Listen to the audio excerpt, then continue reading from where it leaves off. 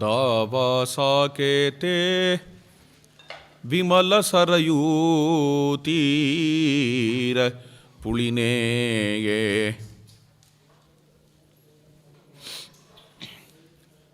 அயே ராமஸ்வாமின் ஜனகதனயா வல்லப விபோ பிரசீதேத்யாக்ரோஷன்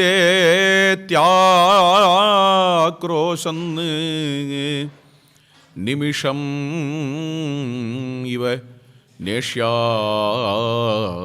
திவசான்.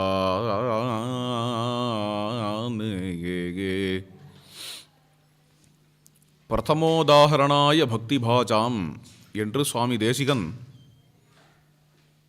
பரதனை பற்றி சொல்கிறார். ராமபக்த அக்ரகண்யன், ராமபக்த அக்ரகண்யன் என்று ஹனுமான் பிரசித்தமானவர். சின்ன குழந்தை கிட்டக்க ராமபக்த சிரோமணி யாரு என்று கேட்டால் ஹனுமான்னு சொல்லும். அப்படி இருக்கும் பொழுது அந்த ஹனுமாரையும் விட்டுட்டு இங்கே பரதனை சொல்லுவானே என்றால்,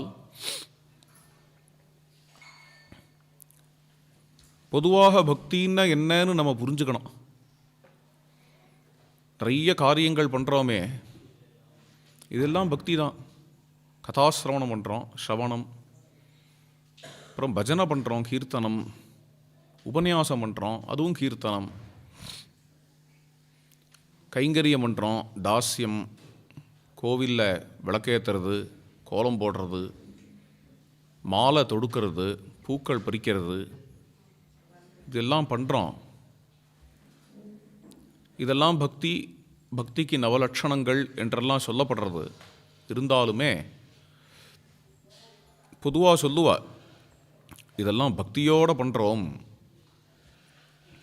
அவர் இருக்காரே பக்தியோட கதாசிரவணம் பண்ணுறார், இவர் உபன்யாசம் பண்ணும்பொழுதே பக்தியோட உபன்யாசம் பண்ணுவார்.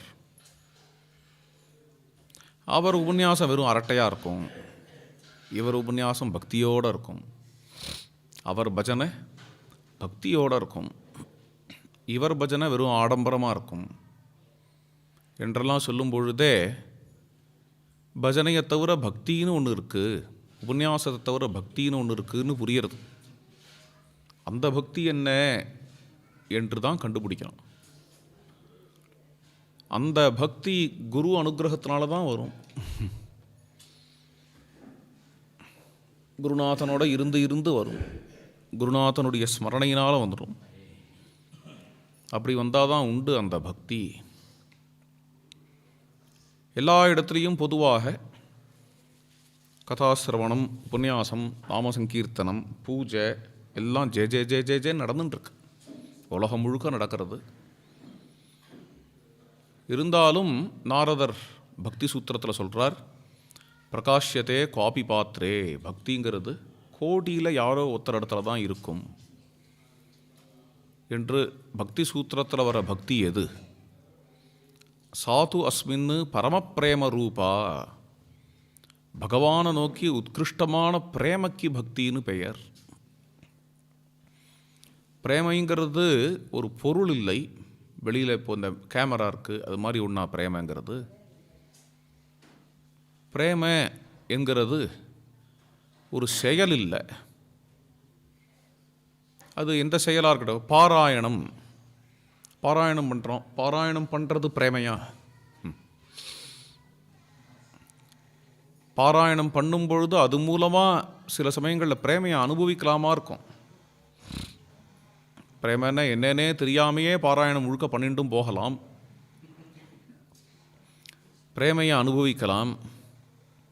உபன்யாசம் 2 மணி நேரம் உட்காந்துட்டு இருந்தால் அதில் மனசு அல்லோல கல்லோலப்பட்டு பல இடங்களில் சுற்றுறதுக்கு ஒரு 1/2 மணி நேரம் போக, இன்னொரு 1/2 மணி நேரம் தூங்கிறதுல போக, இன்னொரு 1/2 மணி நேரம் என்ன சொல்கிறாருன்னு கொஞ்சம் காது கொடுத்து கேட்போங்கிறதுல போக, அப்புறம் பாக்கி இருக்கிற 1/2 மணி நேரத்தில் ஒரு நிஷ்டை ஏற்பட்டு ததேக தியானமாக கேட்குறதுங்கிறது அதில் ஒரு 2 நிமிஷம் லயம் ஏற்படலாம். 2 நிமிஷம் இந்த லயம் விருத்திகள்லாம் நீங்கி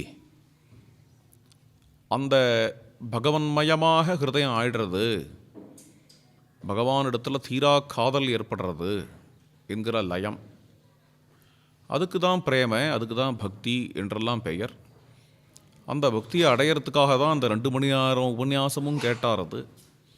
காலம்பர்களேருந்து சாயங்காலம் வரைக்கும் உட்காந்துட்டு உதயாஸ்தமனமாக என்னத்தையோ ட்ரை பண்ணுறோம், என்னவோ பண்ணுறோம். என்ன பண்ணுறோம், எதுக்கு உட்காந்துட்டுருக்கோம் என்று பார்த்தால் அது காரணம், அதில் எத்கிஞ்சித்தாவது நமக்கு பக்தி வந்துடுமா அப்படின்னு பார்க்குறோம். ஹிருதயத்தில் ஏற்படுற பக்தி, பிரேமை. பொதுவாகவே பிரேமை என்கிறது சேர்ந்து இருக்கிற காலத்தை விட பிரிஞ்சு இருக்கும் பொழுது தான் ரொம்ப அதிகமாக புஷ்டியாக தெரியும். வியோக காலத்தில் தான் அது ரொம்ப புஷ்டியாக தெரியும். அம்மா குழந்தை இது ரெண்டுத்துக்கும் உள்ள பிரேமையை பற்றி ஒரு புஸ்தகம் எழுதலாம்னு ஆரம்பிச்சு, தூங்கிகிட்டே இருக்கு குழந்தை. இந்த குழந்தைய அம்மா எழுப்புறா, எழுப்பிட்டு அப்புறம் பால் கொடுக்குறா, அப்புறம் ஜோ கொடுப்பாட்டுறா, அப்புறம் ட்ரெஸ் பண்ணி விட்றா, அதுக்கப்புறம் புஸ்தக மூட்டையெல்லாம் கட்டி தோளில் போடுறா, ஸ்கூலுக்கு அனுப்புகிறா. ஸ்கூலில் போய் என்ன பண்ணுறதோ யோஜனை பண்ணிகிட்டு இருந்தா. அதுக்குள்ளே மத்தியானம் ஆயிடுத்து. ஒழுங்காக டிஃபன் பாக்ஸ்லாம் திறந்து சாப்பிட்ருக்குமான்னு கவலைப்பட்டா. அப்புறம் சாயங்காலம் திரும்பி வருது. சாயங்காலம் ஆயிடுத்தே குழந்தை வரலையோன்னு எதிர்பார்த்துட்டு இருந்தா. சாயங்கால வேளையில் வந்த உடனே வாடாப்பான்னு ஓடி போய் கட்டின்டா. இப்படின்னு விஸ்தாரமாக எழுதினோன்னா அது என்ன புஸ்தகம் அது? இது மூலமாக அம்மாவுக்கும் குழந்தைக்கும் உள்ள பிரேமை அப்படிங்கிறத விஸ்தாரமாக எடுத்து காட்டினதாக ஆகாது. அம்மா குழந்தை பிரேமை இதுதான் தீம்னா அது எப்படி இருக்கணும்? குழந்தைய எங்கேயோ டெரரிஸ்டுகள்லாம் கடத்தின்னு போயிட்டா,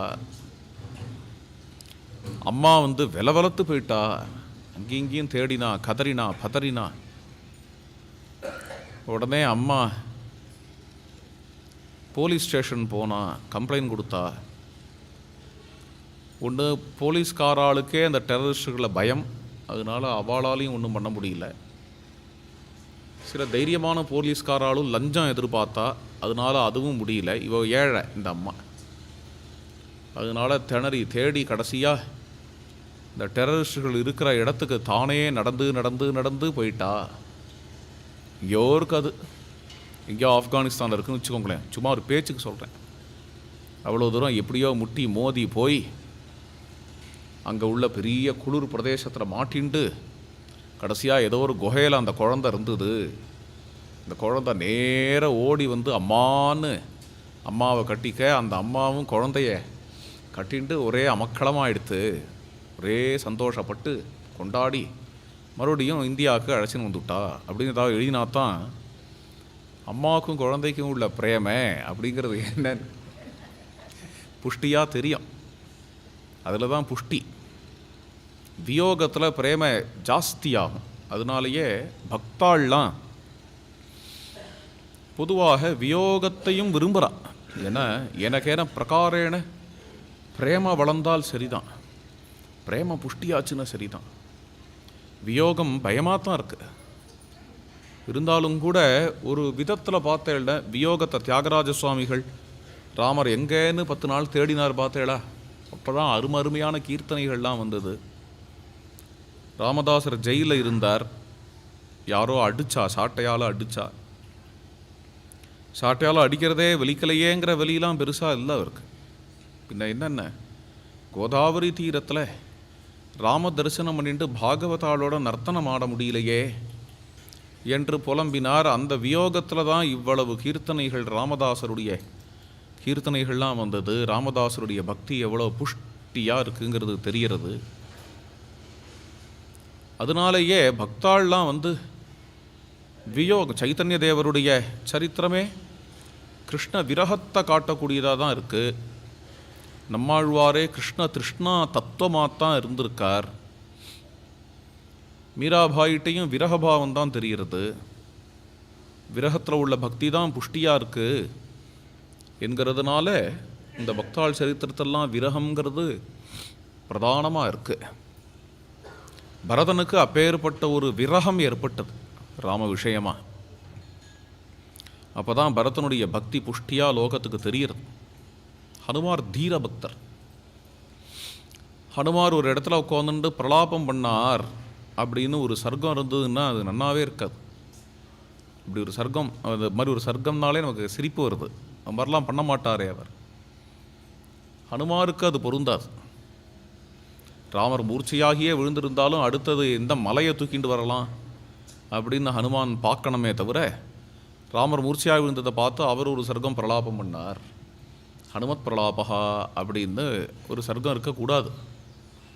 அவர் பக்தி அது வேற, அது பெரிய சமுத்திரம். அது விரகம் அப்படிங்கிற பாவம் இவாளுக்குள்ளேயே, ராமாயணத்திலேயே சொல்கிறேன், லக்ஷ்மணன் ராமர் கூடையே இருந்துட்டதுனால அவருக்கு கிடையாது. சீதம்மாவுக்கு கூட 10 மாத காலம்தான் விரகம் இருந்தது. சத்ருகுடனுக்கோ பரதன் நாட்டியே எல்லாத்தையும் பார்த்துவிட்டார், அதனால அவருக்கு சமாதானம் ஆயிடுத்து. கௌசல்ய, சுமித்ர, கைகேயி எல்லாருமே பரதனோடு இருந்துட்டாங்கிறதுனால சமாதானம். தசரத சக்கரவர்த்திக்கு 5 நாள் தான் விரகம், அதில் அவர் ஒடுங்கி போயிட்டார். அதனால் இவா எல்லாரையும் விட பரிஷ்காரமாக விரகத்தை அனுபவித்தது பரதன் தான். பரதனுடைய சரித்திரத்தில் தான் பார்த்தேன்னா பிரேம பக்தனுக்கு உள்ள எல்லா லட்சணங்களும் இருக்குது. ஆனந்த பாஷ்பம், மேனி சிலிர்க்கிறது, கத்கதமாகிறது, மூர்ச்சை என்று சாத்விக பாவங்கள்னு விஸ்தாரமாக வர்ணிப்பார். சைத்தன்ய சம்பிரதாயத்தில் அதுக்கெலாம் பெரிய கிரந்தங்கள்லாம் பண்ணியிருக்கா. நீ காலம்புற திடீர்னு லஜ்ஜைன்னு எடுத்துட்டேன் பார்த்தேல, அது மாதிரி உஜ்வல நீலமணி முதலிய கிரந்தங்கள்லாம் பண்ணியிருக்கா. எத்தனை விதமான, ஏன்னா குருநாதன் அப்படி இருந்தார் அவளுக்கு. அந்த குருநாதனை தரிசனம் பண்ணியிருக்கா இல்லையா, அதனால் மூர்ச்சையிலேயே எத்தனை விதமான மூர்ச்சை, கத்கதமாறுதுன்னா அதில் எத்தனை விதமான கத்கதமாறுது, ஆனந்த பாஷ்பம்னா அதில் எத்தனை விதமான ஆனந்த பாஷ்பம், எல்லாம் பதே பதே அதை நேர பார்த்தவாளாக இருக்கிறதுனால அது பெரும்பாலும் இப்படி தான் பொழுதுபோக்கியிருக்காவா. கௌடிய சம்பிரதாயத்தில் அவள் சித்தாந்த கிரந்தம் அப்படின்னு பிரம்மசூத்திர பாஷ்யம், உபனிஷத் பாஷ்யம் அப்படிலாம் ஒன்றும் பிற்காலத்தில் எழுதின்னு இருந்திருக்கா, அது வேறு விஷயம் அது. ஆனால் சைத்தன்யருடைய நேரு சிஷ்யாள்லாம் எப்படி இருந்திருக்கா அப்படின்னா, அவர் அனுபவித்த பிரேம பக்தி எப்படிப்பட்டதாக இருக்கும், அது எப்படி அவருடைய திருமேனியில் பிரகாசிச்சுது என்கிறதையே எழுதியிருக்கா. எதுக்கு சொல்கிறேன்னா, அவள்லாம் இந்த சாத்விக லட்சணங்கள்னு எதெல்லாம் எழுதியிருக்காளோ அது எல்லாமே பரதனிடத்தில் ஒருங்கிணைந்து பார்க்குறோம். அதனால் பின்னாடி ஏற்பட்ட பிரேம பக்தாள்லாம் வந்தாளே, நம்மாழ்வார், கிருஷ்ண சைத்தன்ய மகாபிரபு, வா எல்லாருக்கும் முன்னாடியே பரதாழ்வானிடத்தில் அந்த ஒரு அற்புதமான பிரேம பக்தி இருக்கிறத பார்த்துட்டு சுவாமி தேசிகன் பிரதமோதாஹரணாய பக்தி பாஜாம், பக்திமான்களுக்குள்ள பிரதம உதாகரணம். பாஜனம் அப்படின்னா பாத்திரம்னு பேர். பாத்திரத்தில் வந்து தானே ரசம் விழும், ரசத்தை தாங்கிற பாத்திரமாக பரதன் இருக்கிறார்.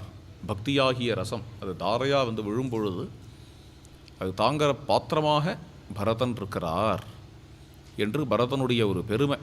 கேகய தேசத்திலேயே இருந்துண்டு ஆனால் பரதமும் ராமஸ்மரணையிலேயே இருக்கிறார். துஸ்வப்னங்கள்லாம் வருது அவருக்கு.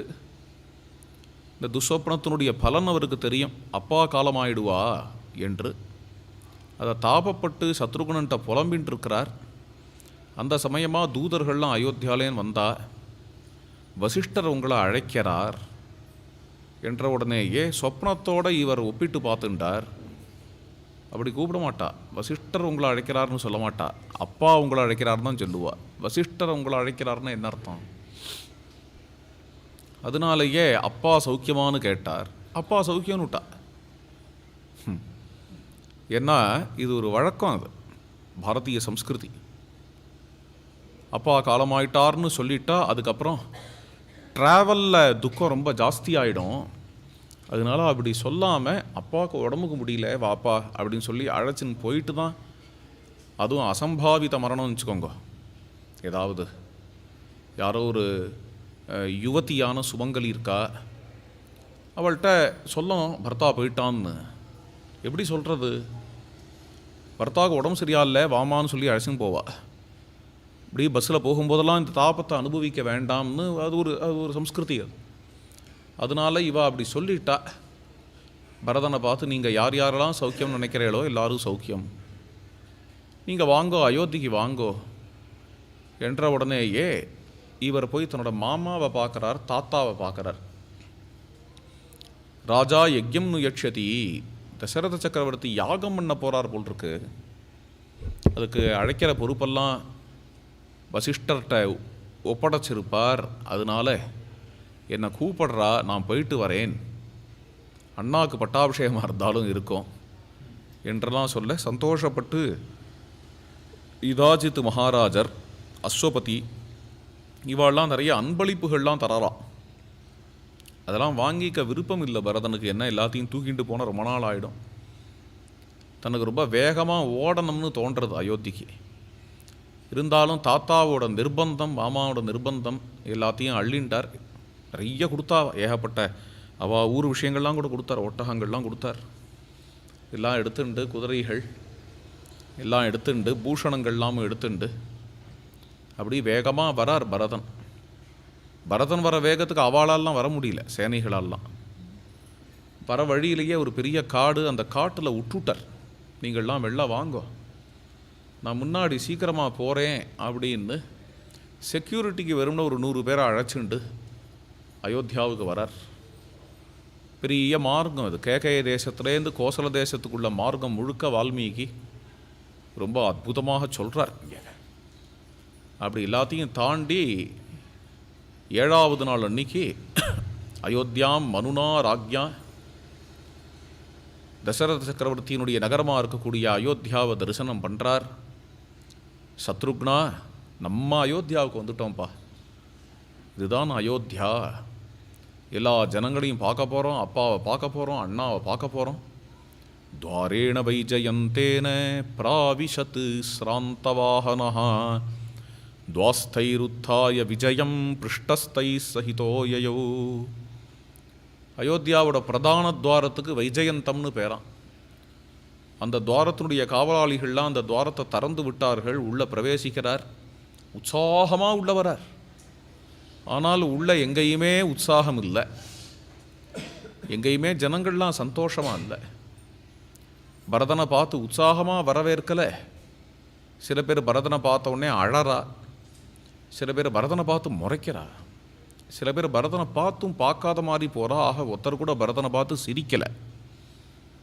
என்ன சத்ருகுணா இந்த ஊர், நம்ம ஊர் இப்படி இருக்குது, மாடங்களில் வீணை பழகுவாளே, வீணாநாதங்கள்லாம் கேட்கலையே, அங்கங்கே உத்தியானவனங்கள்லாம் பூட்டி இருக்கே, உத்தியானவனங்களில் நிறைய குழந்தைகள்லாம் விளையாடுமே, அங்கங்கே வித்வத் கோஷ்டி நடக்குமே, வித்வான்கள்லாம் கூடி பேசுறது இல்லையே, அயோத்தியாவில் உள்ள தேஜஸே போயிடுத்தேப்பா, நம்ம அயோத்தியாவுக்கு என்ன ஆச்சோ என்று நினச்சிண்டு சபைக்கு போய் பார்த்தா சபையே சூன்யமாக இருக்குது. இது சபை நடக்கிற சமயம். சக்கரவர்த்தி சபையில் தான் இருப்பார். சபை நடக்கலை. அபஸ்யம் ஸ்துததஸ்தத்ரே பிதரம் பிதுராலயே ஜகாம பரதோ திரஷ்டும் மாதரம் மாதுராலயே. ராஜசபையில் அப்பாவை காணுன்ன உடனே கைகேயி அம்மாவை பார்க்கணும் என்று அம்மாவனுடைய கிரகத்துக்கு வரார். அம்மா சந்தோஷமாக வரவேற்றாள். கைகேயி அம்மாவை நமஸ்காரம் பண்ணார். அம்மா சௌக்கியமாக இருக்கியா அம்மா என்று கேட்குறார். உடனே கைகேயும் கேட்குறா, நீ எப்படிப்பா இருக்க, மாமா தாத்தாலாம் சௌக்கியமாக இருக்காளா, கேகய தேசத்தில் எல்லோரும் நல்லா இருக்காளா, ரொம்ப களைப்பாக இருப்ப இத்தனை நாள் யாத்திரையில், எப்படி நடந்தது இந்த யாத்திரை. உடனே பரதன் சொன்னார், 7 நாளாக கேகய தேசத்தில் இங்கே வரத்துக்கு ஆயிடுத்துமா, வர வழியிலேயே எல்லாத்தையும் விட்டுட்டு வந்துவிட்டேன், எனக்கு வேகமாக வரணும்னு தோணித்து, அப்பாவை பார்க்கணும் எனக்கு, அப்பா எங்கே இருக்கா, சபையில் அப்பா இல்லையே, இங்கேயும் இல்லை, இங்கே ஈசி சேரில் உட்காந்துருப்பாளே இங்கேயும் அப்பா இல்லை, அம்மாவாத்தில் இருக்காளா, கௌசல்ய அம்மாவாத்தில் இருக்காளா என்று கேட்குறார். கேட்ட உடனே கைகேயிக்கு இது வரைக்கும் அவளுக்கு இந்த சிந்தனையே வரல. என்னவோ எல்லாத்தையும் பண்ணிட்டாளே தவிர இப்போ கொஞ்சம் பயமாக தான் இருக்குது. மெல்ல பரதன்ட்ட சொல்லணும், ஒவ்வொன்றா சொல்லணும். என்ன செய்வான்னு தெரியாது, நன்னா தான் எடுத்துப்பான்னு நம்புறா பாவம். உடனே மெல்ல சொல்கிறா, இது என்னப்பா அது, உலகத்தில் யார் யாரெல்லாம் பிறக்கிறாளோ அவள்லாம் கிளம்பணுங்கிறது நியத்திப்பா. அது மாதிரி அப்பாவும் கிளம்பிட்டார். யா கதிஹி சர்வபூதானாம் தாம் கதிம் தே பிதா கதஹ ராஜா மகாத்மா தேஜஸ்வி யாயஜூகஹா சதாம் கதிஹி. வேள்விகள்லாம் நடத்தினார். புண்ணியாத்மா, புண்ணியலோகங்களை தான் அடைஞ்சார். கிளம்பிட்டார்ப்பா அப்பா அப்படின்ன உடனேயே பரதன் கதறினார். அடாடா, அப்பாவை இழந்தேனே, அருமையான அப்பாவை இழந்தேனே. அப்பா, அப்பாங்கிற உறவுக்கு ஈடான உறவு உண்டா? நான் ஓடி வந்தேன்னா என்னை மிருதுளமான கைகளால் லாலனை பண்ணுவார், என்னுடைய தலையை தடவி கொடுப்பார்னு நினச்சின்னு ஓடி வந்தேனே. மதுரமான வச்சனங்களை என் இடத்துல பேசுவார்னு நினச்சிட்டு ஓடி வந்தேனேம்மா. இனிமேல் அப்பாவோட குரலை கேட்க முடியாது. ராமண்ணா லக்ஷ்மணன் அவா தான் பாக்கியசாலிகள். அப்பா காலமாகும் பொழுது கூட இருந்திருக்கா. எனக்கு அந்த கொடுப்பினை இல்லை. என்ன எனக்கு என்னை ஸ்மரிச்சுண்டாரா? கிளம்புற சமயத்தில் என்னை பற்றி ஏதாவது சொன்னாரா என்று பரதன் கேட்குறார். கைகேயி சொன்னால், கடைசியாக கிளம்பும் பொழுது ராமா சீதே லக்ஷ்மணா என்று கதறிண்டே போயிட்டார்ப்பா அப்பா. ஏன் அவள்லாம் எங்கே? அவள்லாம் ஊரில் இல்லையே, காட்டுக்கு போயிட்டா. காட்டுக்கா? காட்டுக்கு போகிற வழக்கம் உண்டு, வருது இல்லையா ராகவ சதகத்தில். கிரீடதி தாசரதிஹி லக்ஷ்மணேன, அதில் வரும் காட்டுக்கு போவா விளையாடுவா அப்படின்னு. அது மாதிரியா காட்டுக்கு போனால் அப்பா பிராணனை விட மாட்டார். விரகம் ஏற்பட்டு பிராணனை விடுற அளவுக்கு நடந்திருக்குன்னா அதுக்கு என்ன அர்த்தம்? காட்டுக்கே போயிட்டாளா? காட்டுக்கு போகிற மாதிரி என்னாச்சு? அந்த நாளில் சில பேரை காட்டுக்கு அனுப்புவா, அது தண்டனை. அது மாதிரியான எந்த தவறும் செய்யாதவராச்சே எங்கள் அண்ணா. கச்சின்னாட்யோ தரித்ரோவா தேனா பாபோ விஹிம்சிதா ந ராமஹா பரதாராம்ச சக்ஷுபியாமபி பஷ்யதி. எந்த ஒரு பணக்காரனையும் எந்த ஒரு ஏழையையும் ராமன் ஹிம்சித்தது இல்லை, யாருடைய சொத்தையும் சூறையாடினது இல்லை. பரதாரங்களையோ பிறர் சொத்தையோ சூறையாடினால் காட்டுக்கு அனுப்புவார். யார் சொத்தையும் அவர் சூறையாடினதும் இல்லை, யார் தாரத்தையும் அவர் கண்ணால் கூட பார்த்தது இல்லை. அப்பேற்பட்ட புண்ணியாத்மாவே காட்டுக்கு எதுக்கு அனுப்பணும் என்று பரதன் கேட்க, ஏன்பா இது தெரியாதப்பா உனக்கு?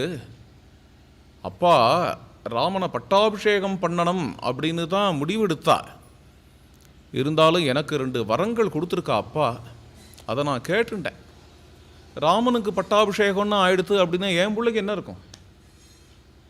அதனால் பரதனுக்கு பட்டாபிஷேகம் ஆகணும் என்பதனால அப்பாவனிடத்துல பிரதிஜையை வாங்கிட்டேன்.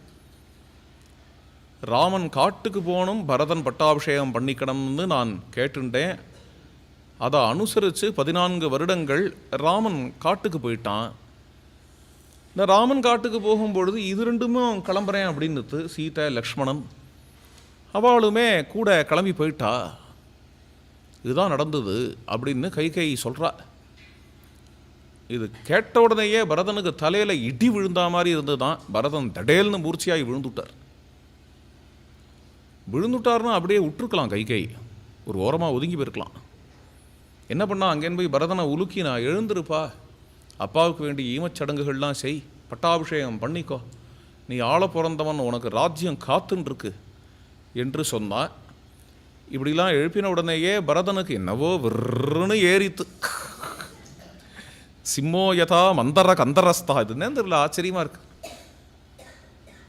பெத்திருக்கா அவனை புரியல இவளுக்கு. ஏதோ 2 கட்டாதனமாக நடுவில் ஏதோ பண்ணிட்டான், மந்தர சொல்கிறதெல்லாம் கேட்டுன்ட்டு. என்னவோ ஏறுறது அவனுக்கு. மந்தர கந்தரத்தில் உள்ள சிம்மம் போல பரதன் கர்ஜனை பண்ணாராம். கைகேயி அம்மாவை பார்த்து சொன்னாராம், கிம்னு காரியம் ஹதஸ்யேஹே. அம்மா,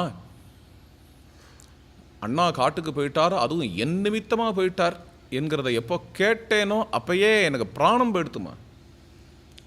இதை மூர்ச்சேன்னு எடுத்துக்காத, செத்து போயிட்டேன்னு எடுத்துக்கோ. இனிமேல் செத்து போனவன் எப்படி ஆள முடியும்? என்னை எழுந்துட்டு ஆளவும் சொல்கிறையே, நான் எப்படி ராஜ்ய பரிபாலனம் பண்ணுவேன்? இந்த ராஜ்யம் நியாயமாக அண்ணாக்கு போக வேண்டிய ராஜ்யம், அதை நீ நய வஞ்சனை பண்ணி பிடுங்கினுட்ட. உன்னை பார்த்தோன்னா எனக்கு ஆச்சரியமாக தான் இருக்கு. ஏன் அப்படின்னு, உலகத்திலேயே எல்லாரையும் விட நீ நன்னா இருக்கணும் அப்படின்னு ரொம்ப அதிகமாக விரும்பி எல்லாரையும் விட உனக்கு உபகாரம் பண்ணது அப்படிங்கிறது ராமர் தான். அப்பேற்பட்ட ராமருக்கு நீ பண்ண துரோகத்தை நினச்சி பார்க்குறேன். பரமோபகாரம் பண்ணுறவாளுக்கு பரம துரோகம் பண்ணக்கூடியவோ நீ. அப்படிங்கும்பொழுது நீ நாட்டில் இருந்தால் மற்றவாளெல்லாம் எங்கே வாழ வைக்க போகிற? அதனால நீ தான் காட்டுக்கு போகணும். வாஸ்தவத்தில் காட்டுக்கு போகிறது என்ன, காட்டுக்கு போனாலும் அங்கே இருக்கிற காட்டு விலங்குகளெல்லாம் நீ ஏதாவது பண்ணிவிடுவ. காட்டையும் ஒழுங்காக வச்சுக்க மாட்ட, சுயநலத்துக்காக எதையும் பண்ணுவ நீ. அதனால கைகேயி நரகம் கச்சே மாஸ்மபத் பர்த்துஹு சலோகதாம் ரஜ்ஜும் பதானவா கண்டே. எங்கேயாவது தூக்கில் மாட்டின்ட்டு சாகு, செத்துட்டு எங்கேயாவது அங்கே போய் சொர்க்கலோகத்தில் அப்பாக்களுக்கு அறுக்கிறதுக்காக போயிடாத. அப்பாவோட போய் இருக்கேன்னு கிளம்பிடாத. சொர்க்கத்தில் எங்கேயாவது நரகத்துக்கு போ. என் முகத்தில் விழிக்காத. நீ என் அம்மாவே கிடையாது, நானும் உன் புள்ள கிடையாது. ஏன் அப்படின்னு, அம்மாங்கிற ஸ்தானத்துக்கு அருகதை இல்லாதவன் நீ. இப்போ ஏற்பட்ட ஒரு காரியத்தை பண்ணியிருக்க. கௌசல்யம்மா, சுமித்ரம்மா இவாள்லாம் உன்னை சகோதரியாக நினைக்கிறா. அப்படி இருக்கும் பொழுது நீ அவளுக்கு எப்பேற்பட்ட ஒரு துரோகத்தை பண்ண. அப்படி என்ன சொத்து அவ்வளோ முக்கியமாக எடுத்தா? எதுவுமே வேண்டாம் எனக்கு, மனுஷாதாம்மா முக்கியம். மனுஷாதான் சொத்தே, நிஜமான சொத்தே. இந்த மனுஷா வேண்டாம் எனக்கு ராமனே வேண்டான்ட்டு அப்புறம் வேறு ராமனே வேண்டாம் அப்படின்னாச்சு. லக்ஷ்மணன் சீதையெல்லாம் காட்டுக்கு போனாலும் பரவாயில்ல, கௌசல்யம்மா சுமித்ரமாலாம் விதவையானாலும் பரவாயில்ல, ஆத்துக்காரரே செத்து போனாலும் பரவாயில்ல, எனக்கு இதெல்லாம் பண்ணி எனக்கு சொத்து வேணும் என்ற புத்தியை என்ன புத்தின்னு சொல்கிறது? இதை நீ எனக்கு அம்மாவே கிடையாது போ அப்படின்னு சொல்லி நான் எங்கள் அம்மாவை பார்க்க போகிறேன்னு பரதன் கிளம்பிட்டார். எப்படி இருந்திருக்குமோ கைகைக்கு, அதை வால்மீகி சொல்லலை. இதெல்லாம் கேட்டுவிட்டு எப்படி இருந்திருப்பாளோ கைகை. நேர கௌசல்யம்மாவை பார்க்க வரார். கௌசல்யம்மாவும் பரதன் ஏதோ சப்தம் கொடுக்குறான், என்ன விஷயம்னு தெரியல, வெறும் குரலை மட்டும் கேட்டுவிட்டு பரதன் வந்திருக்கான்ப்பா, சுமித்திரே பரதன் வந்திருக்கான், பரதனை போய் பார்க்கலாம் வா என்று சொல்லி சுமித்திர கையையும் பிடிச்சி அழைச்சிண்டு கைகேயி வீட்டுக்கு வந்துட்டுருக்கா கௌசல்ய.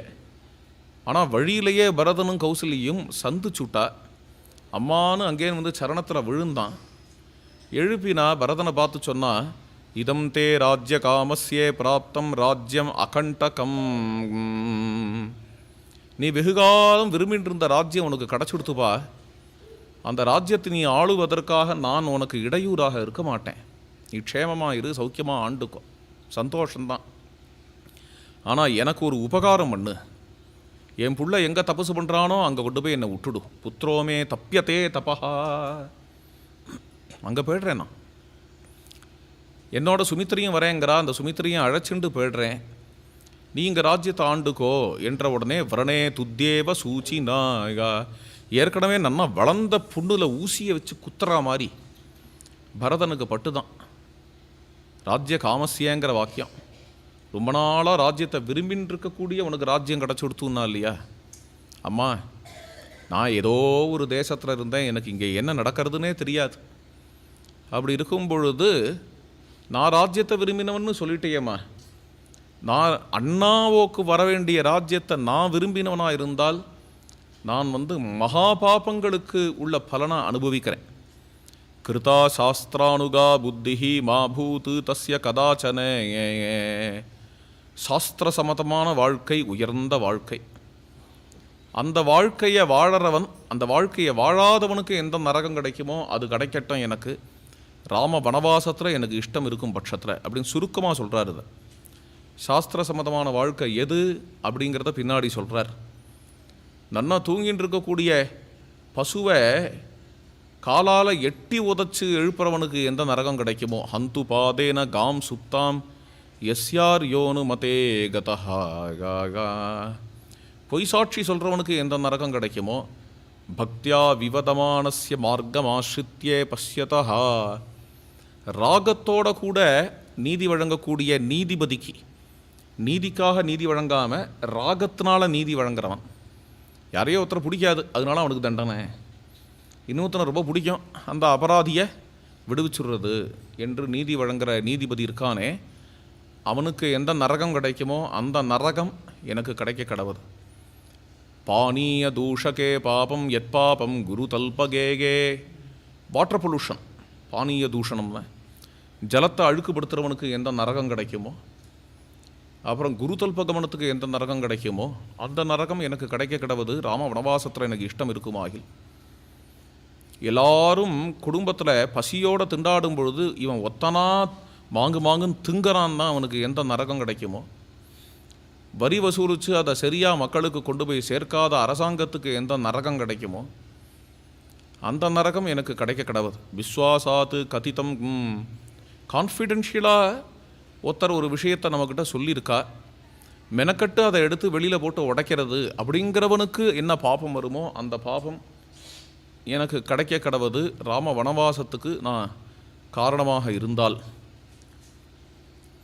உபே சந்தியே சயானஸ்யே. சந்தியாவந்தனம் பண்ணாதவனுக்கு என்ன பாபம் வருமோ சந்தியா காலத்தில், தக்க காலத்தில், அப்படிப்பட்ட ஒரு பாபம் எனக்கு வரக்கடவது.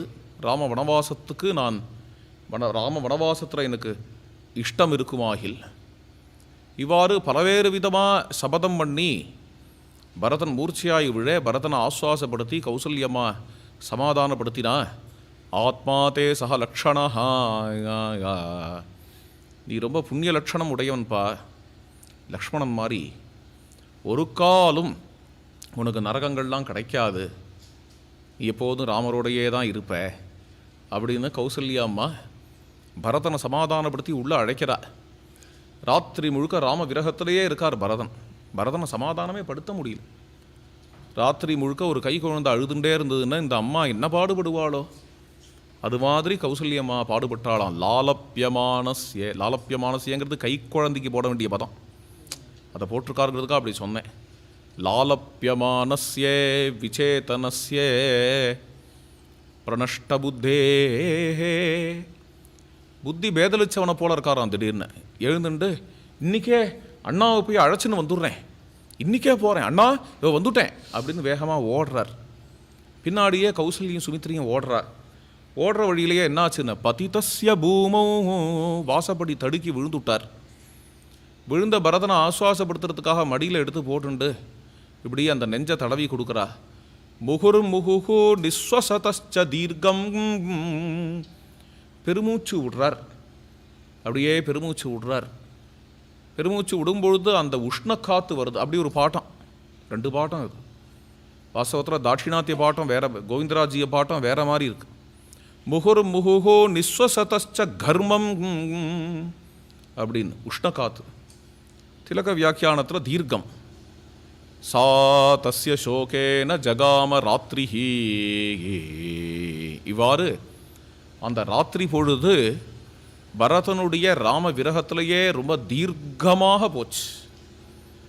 ராத்திரி பொழுது போகாதா, காலவேளையில் வந்துடாதா, பரதனை சமாளிக்க முடியலையேன்னு கௌசல்யக்கும் சுமித்ரைக்கும் ஆயிடுத்து.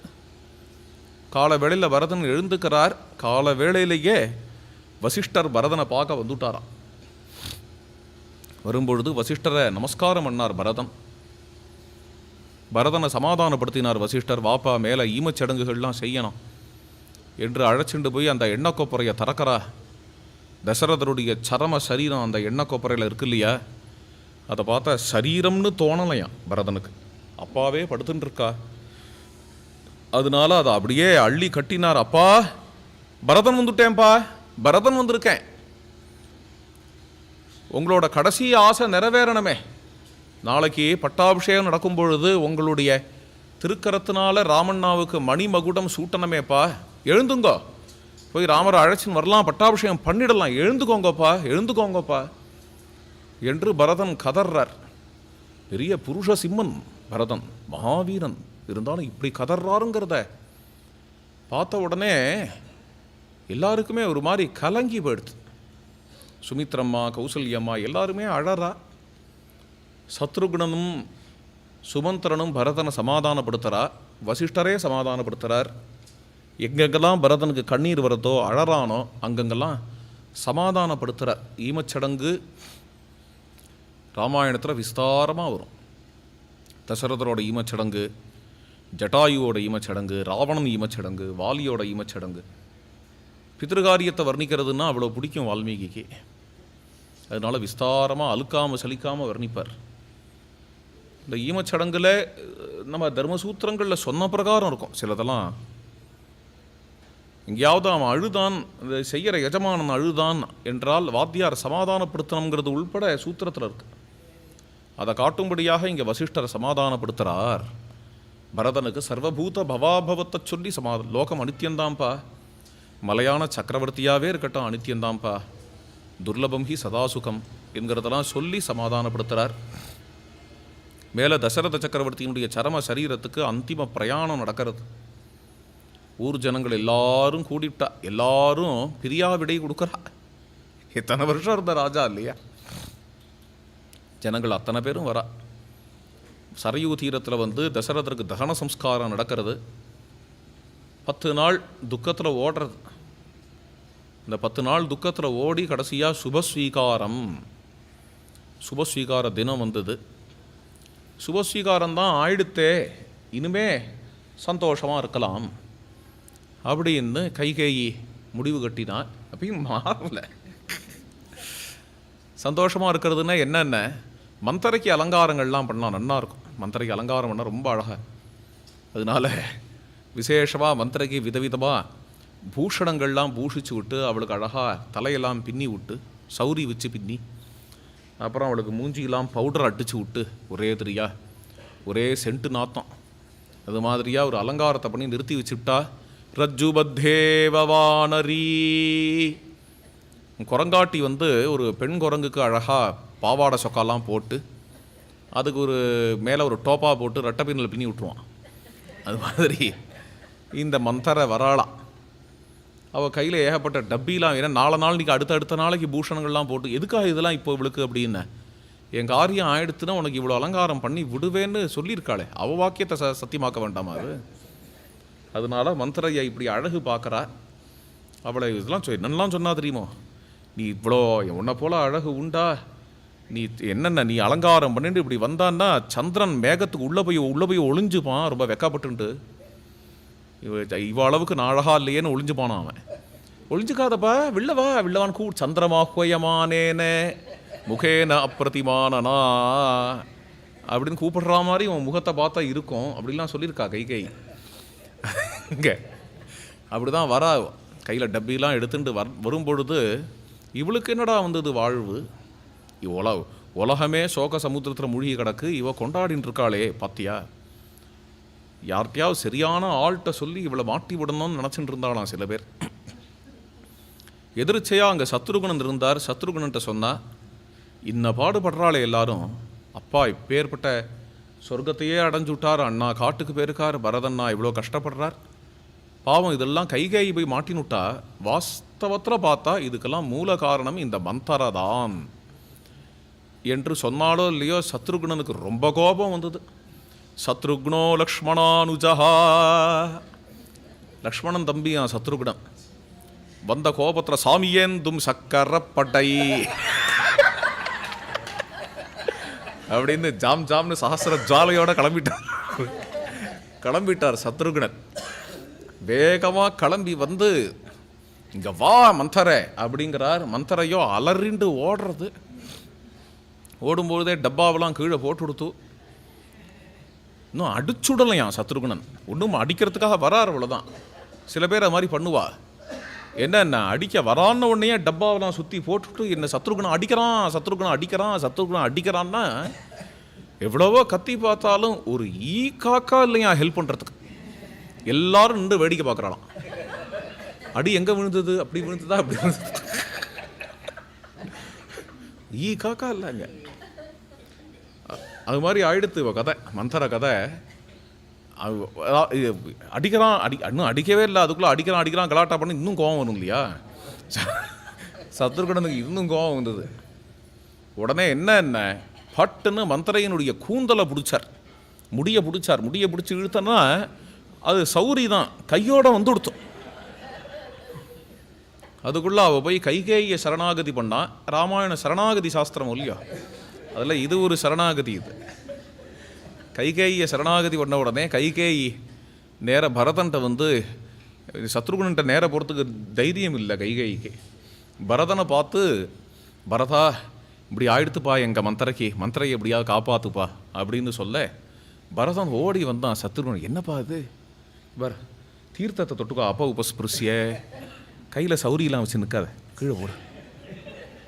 என்னது இது, உனக்கு இருக்கக்கூடிய வீரியத்துக்கு பராக்கிரமத்துக்கு மகாவீரர்கள் யாரோட யுத்தம் பண்ண எதுக்காக அப்பா சத்ருகுணன்னு பேர் வச்சாரோ, இந்த மந்தரைய சத்ருவா அடையிறதுக்கா? கையில் வில்ல எடுத்து யுத்தம் பண்ணுறவா யாரோடையா யுத்தம் பண்ணுறதை விட்டுவிட்டு இவகிட்டையா பாவம் ஆத்திரத்தை காட்டுறது? இவதானே காரணம் எல்லாத்துக்கும் தான். காரணமாக இருக்கிறதுனால ஒருத்தரை அடிக்கணும் அப்படின்னா வாஸ்தவத்தில் யாரை தண்டிக்கணும்? ஹன்யாமஹம் இமாம் பாபாம் கைகேயீம் துஷ்டச்சாரிணீம். இவ சொல்லி கொடுத்தான்னா அவ மனசு என்னாச்சு, அவ புத்தி ஏன் கெட்டு போச்சு? கைகேயம்மாவைத்தான் தண்டிக்கணும். ஆனாலும் கைகேயம்மாவை ஏன் தண்டிக்காத இருக்கேன்? எதிமாம் தார்மிகோ ராமஹா நாசூயேன் மாத்ருகாதகம். கைகேயம்மாவை தண்டிச்சு விட்டு அல்லது இந்த மந்தரையை தான் தண்டிச்சு விட்டு ராமர் முன்னாடி போய் நான் எப்படி நிற்பேன்? நீ தான் இப்படி நிற்க முடியும். ராமர்கிட்ட போய் யார் பதில் சொல்கிறது என்று கேட்குறாரு இங்கே பரதன். இதுதான் ரொம்ப அழகு. பக்தனுக்கு உள்ள ஒரு தர்மத்தில் உள்ள ஆசிரியம் இருக்கே, நம்ம தெய்வத்துக்கு சம்மதமாக நம்ம வாழறோமா என்கிறத வச்சு பக்தன் தர்மத்துக்கு கட்டுப்படுறான், சிஷ்யன் தர்மத்துக்கு கட்டுப்படுறான். நம்ம குருநாதருக்கு சம்மதமாக என்னத்தையோ பண்ணிட்டு இருக்கோமே, நம்ம குருநாதருக்கு சம்மதமா அப்படிங்கிற கேள்வியை கேட்டுனுட்டான்னா அந்த சிஷ்யன் தர்மத்துக்கு கட்டுப்பட்டவனாக ஆகிறான். அதுக்கான கட்டம் அது. அதுக்கப்புறம் இவ்வாறாக சுபஸ்வீகாரம் ஆச்சு